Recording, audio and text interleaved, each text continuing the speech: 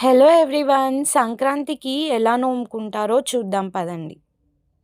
అయితే సంక్రాంతికి నోములు మాకు లేవండి. కాకపోతే మా ఆడబిడ్డ వాళ్ళకున్నాయి. అయితే ఒకసారి వీడియో తీసి పంపియమని చెప్పాను. మీరందరూ కూడా చూస్తారు కదా సంక్రాంతికి ఎలా నోముకుంటారని.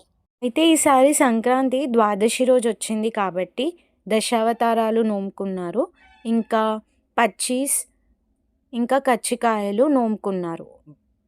అవి కాకుండా గురుగులు, పసుపు, కుంకుమ, బియ్యం, రేగుబండ్లు ఇవన్నీ పక్కా నోముకుంటారు. ఇంకా నువ్వులుండలు కూడా. మనం నోముకోవాలి అనుకున్న సామానన్నిటికీ పసుపు, కుంకుమ పెట్టి ఒక దగ్గర అరేంజ్ చేసుకొని పెట్టుకోవాలి.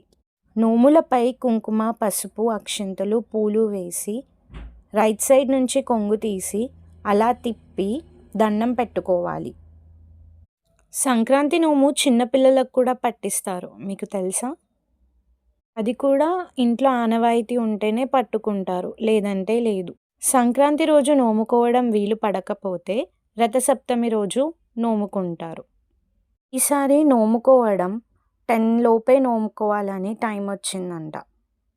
ఈ సంక్రాంతి నోము ఎక్కువగా రంగారెడ్డి డిస్ట్రిక్ట్ వాళ్ళు, ఇంకా వరంగల్ డిస్ట్రిక్ట్, సంగారెడ్డి డిస్ట్రిక్ట్ వాళ్ళు నోముకుంటారు. అన్నట్టు సంక్రాంతికి మీరేం చేశారు? పిండి వంటలు ఏమేం చేసుకున్నారు? కైట్స్ ఎగిరేశారా? పాలు పొంగించుకున్నారా? కామెంట్ చేసి చెప్పండి. మీకు కూడా ఈ సంక్రాంతి నోములు ఉన్నాయా? ఉంటే ఎలా నోముకున్నారో చెప్పండి. వీడియోలో మా ఆడబిడ్డ ఇంకా వాళ్ళ అత్తమ్మ ఎలా నోముకున్నారో చూశారు కదా. వీడియో నచ్చితే లైక్, షేర్ అండ్ సబ్స్క్రైబ్ చేసి వెళ్ళొచ్చు కదా. Thank you.